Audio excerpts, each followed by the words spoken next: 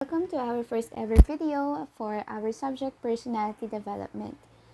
So I will be your subject teacher, Kimberly B. Matias-Reyes, and this video will serve as our virtual orientation.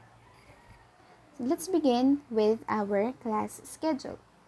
So the school decided to give you 2 subjects a day in order to help you become more organized and more focused on the things that you will be doing every day. So if you belong to 11 TVLA, you will be meeting me and answering your modules every Monday 7 to 10:20 a.m. TVLB every Tuesday 7 to 10:20 a.m. TVLC every Tuesdays 12 to 3:20 p.m. So should you have questions or queries beyond those time, here is my consultation hours. 7 a.m. to 5 p.m. is the time that I will be allotting in interacting with you. So beyond those time, I won't be able to answer you immediately. Mondays to Thursdays lang po, pwede magtanong kay teacher because every Friday I will be using that time to prepare and produce instructional materials that we will be using for the next week. Subject requirements. Number 1, your answer sheets. So all of the scores that we will be computing as your grade will come from your answer sheets. So your answer sheets must be any clean sheet of paper. So you may use yellow pad, a notebook, a binder, but I prefer intermediate pad. But you may use whatever you have at home. Basta malinis. Fit as much activities in a sheet of paper. So if there is still a space below or at the back of your paper, you may use it to write your answers for the next week in order to save the materials that your parents brought for you and also to limit our wastes. Just make sure that you are labeling your paper correctly. So, what details should I find in your activity sheets? So first is your name, of course. Your name, section, the week number that you are answering, your class number, example G13, and also the quarter that we are actually having right now, which is quarter 1. I will be posting your official class numbers once I have the official list of your section. So as you can see here, if you still have space at the bottom of your paper, you may include it there. Graded activities. This is the assessment matrix for the first quarter. You will only be answering the activities that are listed here. So as you can see, for week 1, you will be answering activity I, part I in your module, which is the summative test, which is equivalent to 25 points. And also in per dev, you are required to write a journal every week. So what should you write in your journals? So whatever happens or whatever is happening in your life during that week, you write it down, and I will be reading them and I will be grading them. So how are you going to be graded with your journals? So first, the ideas that you have shared is 5 points. The depth of or the manner of your narrative or narration or storytelling is 3 points, and your grammar is 2 points.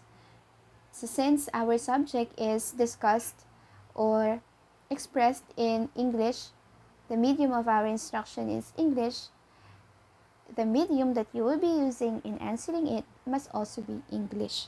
So each journal that you write is equivalent to 10 points.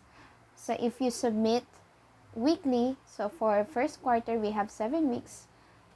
Kung meron kang journal every week for 7 weeks, maganda yung pagkakasulat mo, may sense yung kinuwento mo, you will already have 70 points under performance tasks.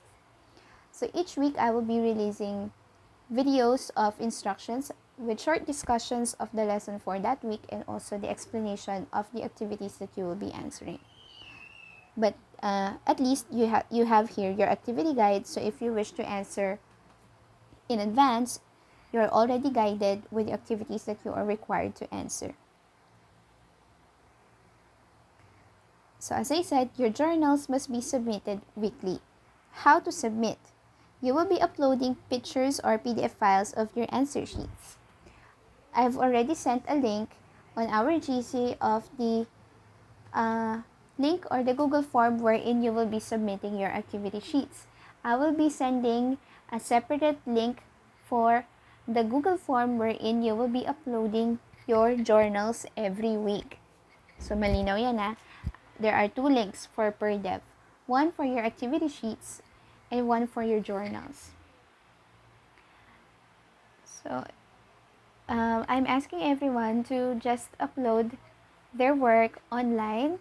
Kung kulang po yung data niyo, you may send me a PM and send me a picture of your work. Pero para lang yun doon sa, I'm reserving that for those who do not have internet. That's why last week, if you have noticed, I asked you to accomplish the learner's profile survey, wherein I ask you there what type of internet connection you have at home. So I know who among you has their own Wi-Fi, or those that who do not have a DSL or Wi-Fi connection. So those who have, I'm requesting po na sana you just submit it using the form that I have sent, the links that I have sent, so that when I am checking your work, I am organized. I am only looking at one place. Pero kung wala kayo talagang data, ayaw mag-load ng form sa phone ninyo, you may send it through PM. Bakit pinipilit ni teacher na puro online na lang isend? Because if you are going to school to submit your paper, you are actually risking yourself po for exposure in the virus. At sa ako din, as a teacher, when I receive paper from you, I am also exposing myself and my family when I bring them home to check them. So, mas maganda na online na lang lahat at i-check ko na lang siya online. Grading system. So, since PERDEV is a core subject, written works is 40% of your grade, performance tasks 60%. So, in order to pass, you must have a balance of great scores in written works and even better scores in performance tasks. Passing grade is still 75.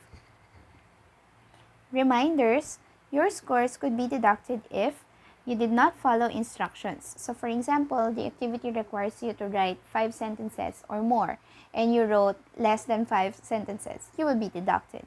You did not submit on time. So if you did not follow the deadlines that I will be giving or the school will be giving, I can still accept your late activities, but I will be deducting points. You did not label your work.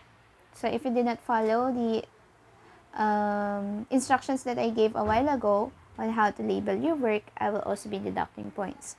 You have the same answers with other learners. This I will be more particular with, since the activities that we have in PERDEV are all subjective. When we say subjective, these are your own answers. And no one thinks alike. So if you have the same answers with your classmates, I don't care who the original author is of these answers are, I will be deducting points to all of those learners with the same answers. Frequently asked questions. Will we have online classes? If you want to have online classes, I can schedule one and we can meet online if you want. But if you have data or internet connection, you can just simply watch the videos that I will be uploading every week. If that's not enough, again, you can request to have online classes. So, hindi siya required. By request lang po. Do we have a Messenger GC? Yes, we do. So, make sure you belong already in our GC, because that is where I will be posting announcements and links of the videos that we will be making. How can you contact me should you have questions? You can contact me through Messenger. You can just search it, and then you can also send a message or a question in the GC. So kung merong ibang tao na or ibang student na may same question as you, at least sabay-sabay ko lang masasagot yan. You can also text me. I will be posting my number on our GC. Kung walang data po kayo, you can just send me a text or call me. Should you have any more questions, You may comment down below or send a message on our GC or send me a PM or send me a text or a call. So thank you for listening. That's it for our first video.